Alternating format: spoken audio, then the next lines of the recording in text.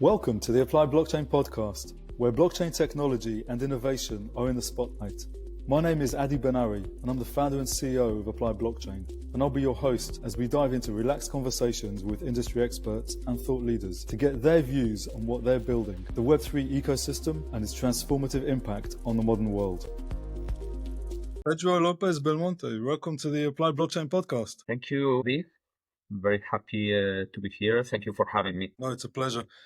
So Pedro, today we're going to look at blockchain from the perspective more of retail, from a retail business, and kind of from this type of use case. Maybe for the audience, give us a little bit about your background, how you got into the space. Absolutely. So I've been in the space since 2016, following what I think was the second wave. My initial motivation to jump into it was purely out of curiosity. Bitcoin was starting to get some relevance. Ethereum had just started, and I was just curious about the technology itself, beyond, of course, cryptocurrencies. And at the time, I was working at Richemont Group, it's a luxury group that owns brands such as Cartier or Montblanc. And I started to think about the applications. And since 2018, I've been leading the development of the technology practice there. First with blockchain, then Web3, and then from a broader perspective, taking care of the whole technology innovation portfolio.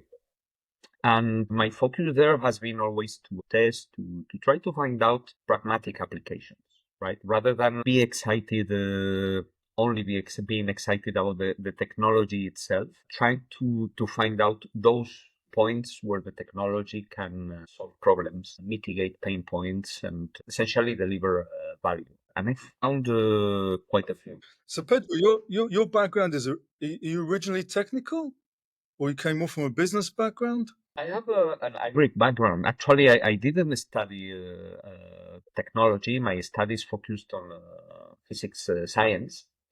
And then I got into technology, and I was curious about, a lot of things. And I started back in the day a couple of business, technology startup quite early, focused on applications, cloud applications, software as a service, back in 2008, which was not as common as today. So I have a kind of hybrid profile with one foot in business, one foot in technology. I think my biggest value is actually in the middle of both. With those two hats on, when you saw Bitcoin and Ethereum in 2016, I guess you said it was something like that. What struck you? What was the click? What did you think was interesting here? That's funny, because it was like a kind of a moment of revelation, and it was basically when I understood what blockchain technology was about. If we get a bit technical, when I understood the synergies between the concept of the blocks being chained and being chained using cryptography, so they couldn't be unchained. That makes sense. The relevance of the Merkle trees for checking the whole chain integrity, and the consensus algorithm to put everything together and to essentially guarantee the integrity of the network and the information in the long term, without caring and validating actually who is joining the network or not. So giving that freedom to people to join willingly, and that flexibility to the network. It was at that moment I was, wow, this I thought this is the future. I don't know if that's the future, but definitely 7, 8, 9 years after, I'm convinced now that it's going to be part of our future, and part of it is already here. What was the instinct of the first application for the business that might be relevant? I would say information certification, transparency. Luckily, I have to say that I've been at Richemont for more than a decade, and I left a few days ago. So in these past 7 years that I've been, pushing and contributing, I also was lucky because the group itself, the small team that we jumped into it, and the collaboration also with the brands brought also a lot of ideas and a lot of use cases to look at. So has been a kind of a joint effort, and everything around transparency, if that makes sense. That was the first point that somehow I was looking at, and then the group started looking at. We basically explored a lot of things. I can speak about projects that have been public, like IP certification. The group uses today for a few years already blockchain technology to certify their intellectual property, brands designs, and so on, and the digital product passport to guarantee product authenticity in a way that and we can enter into the details if you want. The technology by itself doesn't guarantee 100% this, because we are speaking about physical products here. It provides a level of certification and authentication, and it provides also a proof of ownership, not only of authenticity.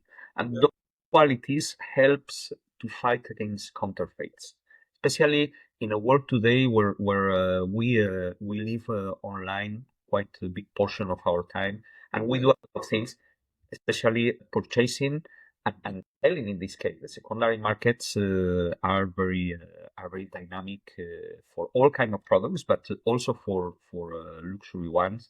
And you can see generic platforms like eBay, or more specific industry oriented platforms like Vestiaire Collective, or others, Reflound, for example, enabling people to buy and sell precious objects. So this technology is really helping to ease the minds of the people, to help sellers guarantee better their products, and buyers to check their authenticity, and that has a lot of benefits, like more trust, which translate, I think, into brand equity, and also it can drive the product price up. So a lot of benefits. To finish your question, the second point beyond transparency is in the same industry, in luxury retail, is loyalty and customer engagement, and the possibilities of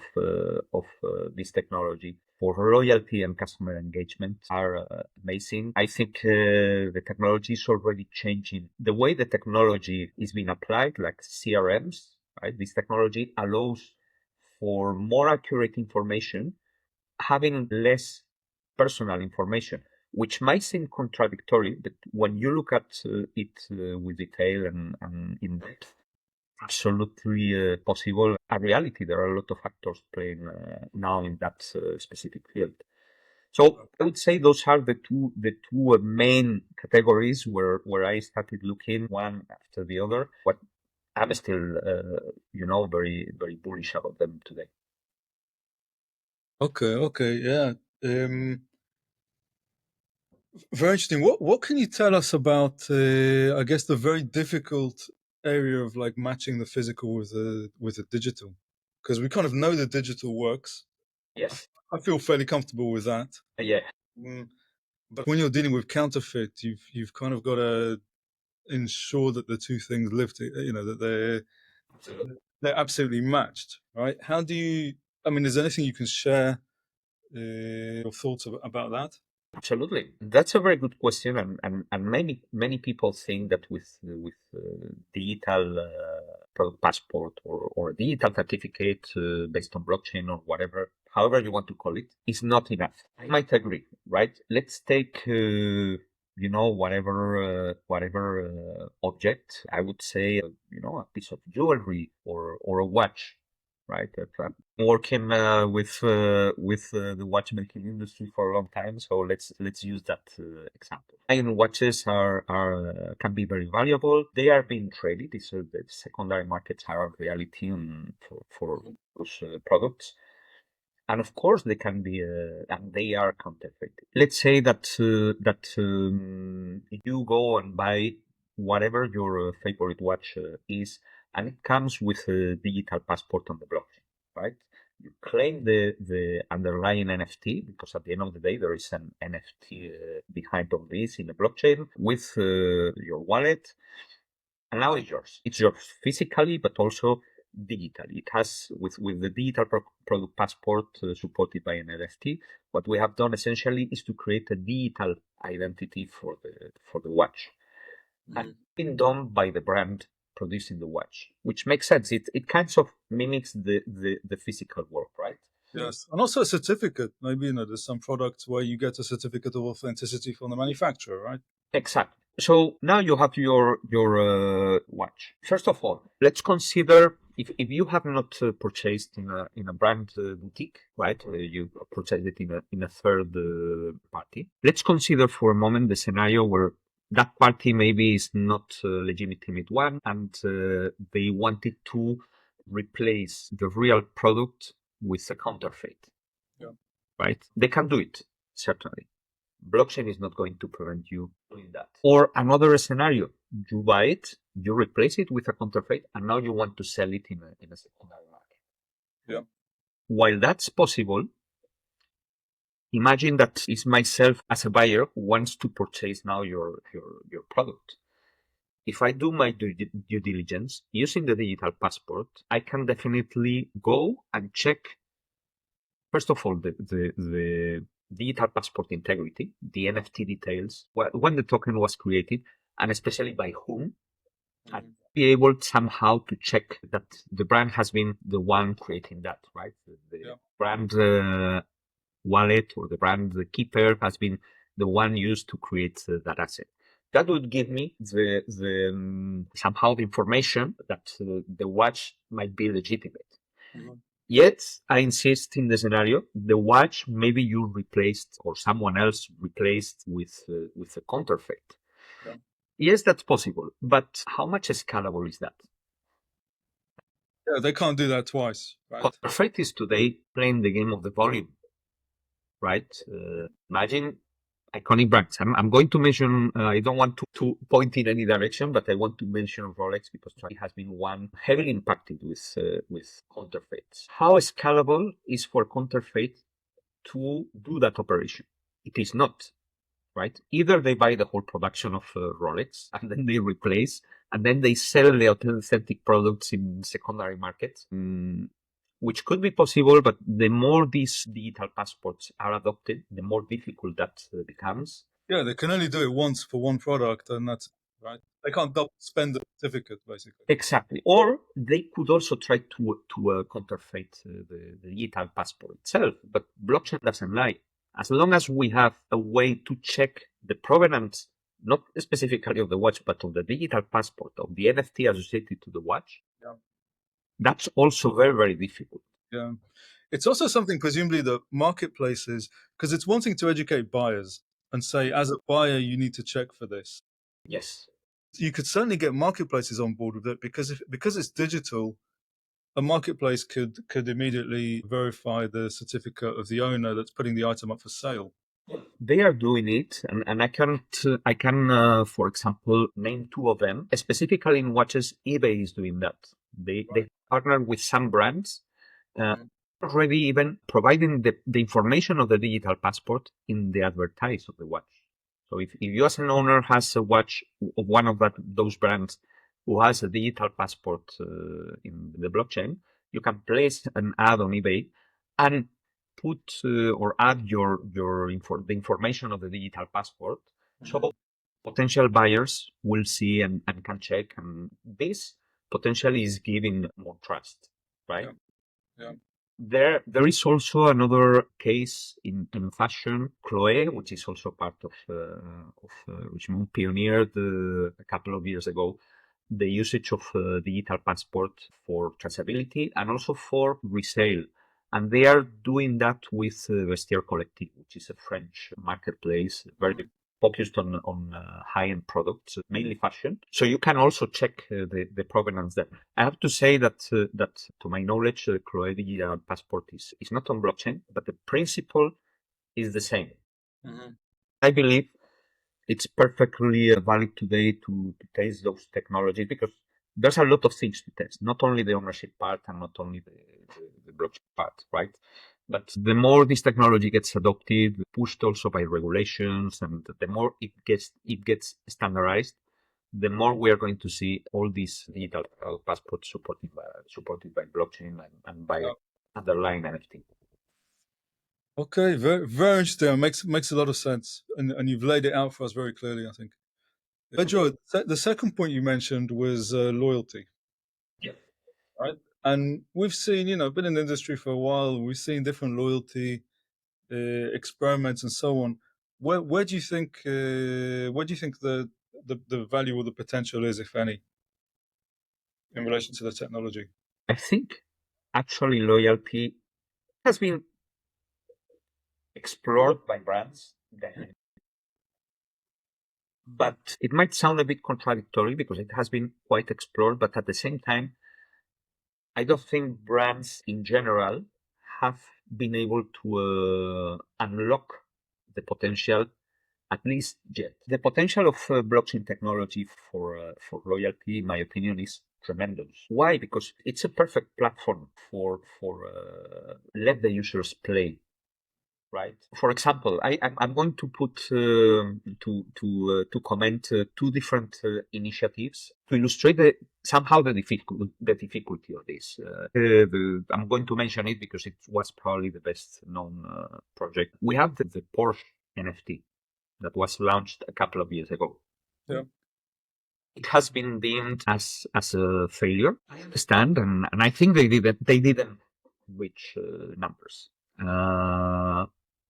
But I don't see that as a failure. I see that as an example that the brand didn't go all the way, right? You need commitment as brand to do that, and I think that's probably the main reason why it failed, because the project in general, almost everything was well set up. The brand missed was actually the value, right? The brand wanted to provide these NFTs to entertain clients, to create a community. At the end of the day, loyalty is about communities, and we are moving towards community-based loyalty and engagement. Everything is going to be about communities, and it is already. If you look at social networks, Instagram, TikTok, and different games and so-called metaverses like Roblox, or Sandbox or Minecraft, etc. It's all about communities, right? Porsche very legitimately tried to create a community of friends of the brands, clients and potential clients, and so on. And I think the project was very well structured on that. I think they just missed on the value perception, right? They basically sold these NFTs for amount of money. I don't remember the exact figures, but it was around $2,000 to $3,000 each. Then they wanted to use the token to implement some actions, right? Mm-hmm. The problem is that the community was expecting a return of the investment. They were expecting value delivered from the brand, depending on how you see it, but the price ticket was significant, $3,000. They were expecting that fast. And I think that was the problem. The brand itself didn't have the right level of commitment and understanding of what they had to commit. And they were not fast enough to start delivering that value. Mm-hmm. To compare this now with the project that IWC brand, watch-making brand based also in Switzerland. In April 2022, they launched an NFT, a token, which they airdropped. And if I might be mistaken, but they airdropped 1,868, the number of tokens matching the year of foundation of the brand, right? Which more or less that. I'm just getting it by memory, so it might be not exactly accurate. They airdropped that, and that's they used that token to build a kind of community, and they started delivering value right away. There is this watchmaking event called Watches and Wonders that is set up in Geneva every between March and end of March, beginning of April. It airdropped during this event. And then a couple of days later, they organized a concert by Hans Zimmer in a venue in Geneva. And the ticket to access the concert was the NFT. Right. Okay. And who did they target with the NFTs? Was that existing customers? Was that potential clients? Both. Actually, they delivered the access to the customers, the access to the airdrop through their app. They had an app which they were using to entertain both customers and potential customers. Okay.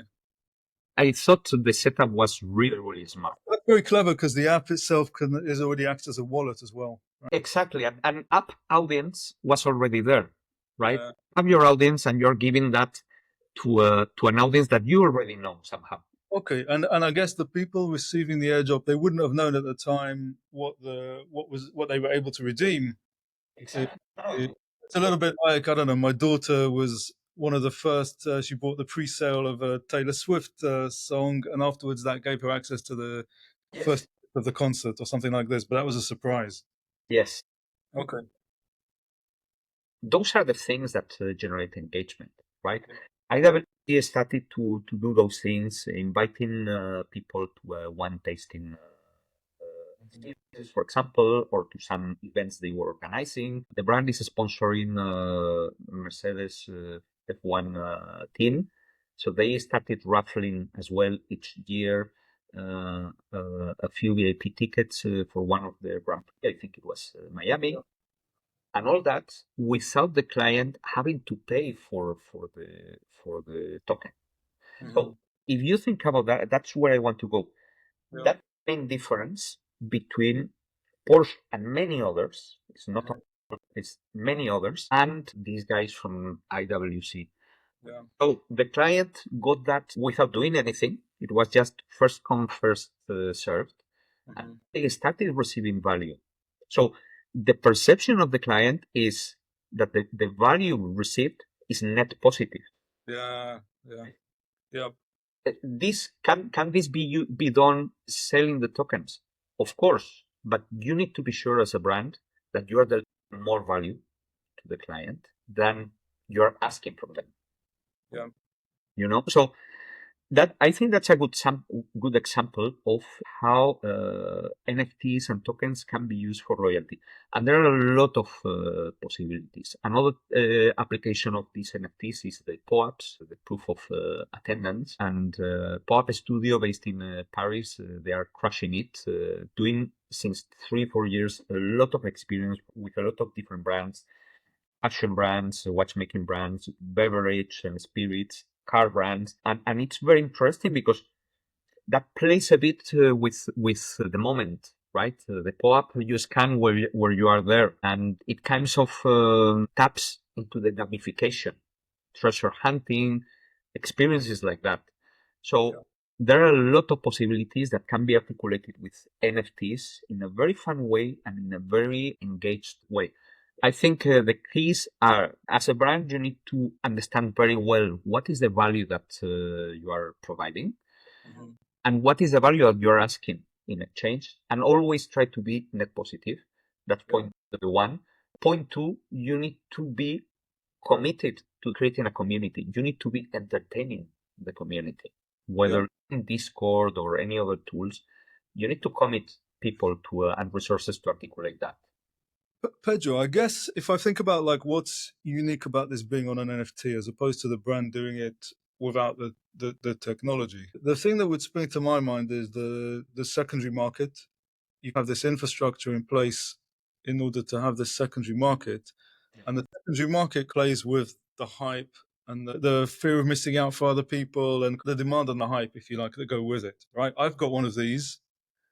My friend wants one. Now they can't get them anymore because they're limited supply and so on. And so I'm guessing that's kind of a big part of this, right?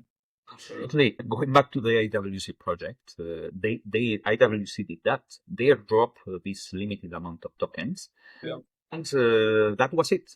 And a few months later, they opened again the let's say the community, the access community, but they did it through a product purchase.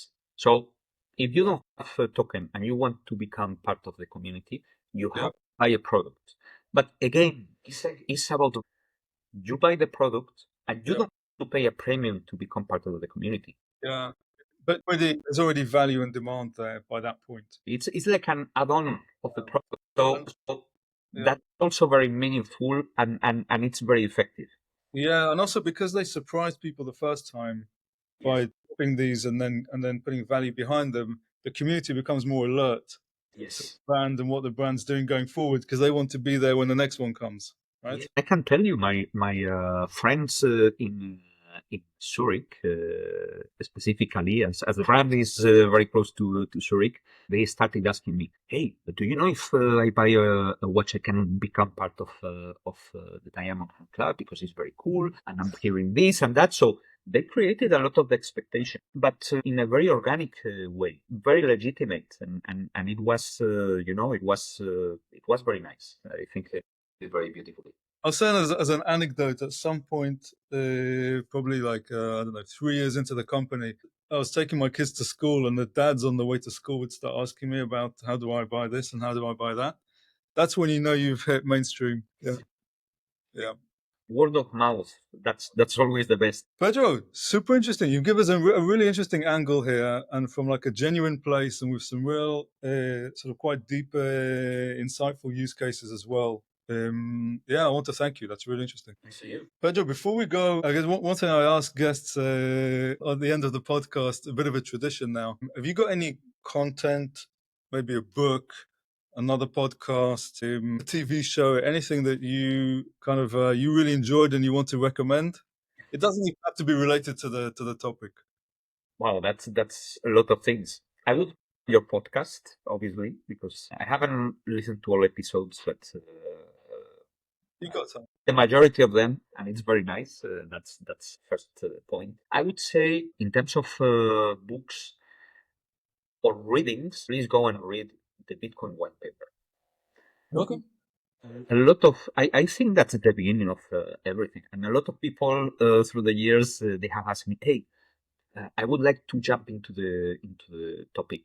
What would it be what you recommend me to start with?" For me, Bitcoin white paper is 6 pages long. It's not that long, and it doesn't take so much effort to do it. So please start by that. I'm reading lately. I have it here. This is for marketing.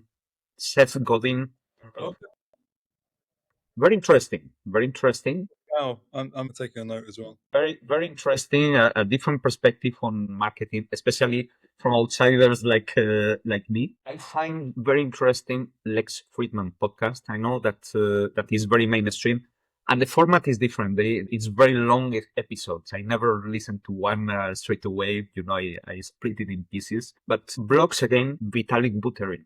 The blog of Vitalik is amazing. Of course, of course.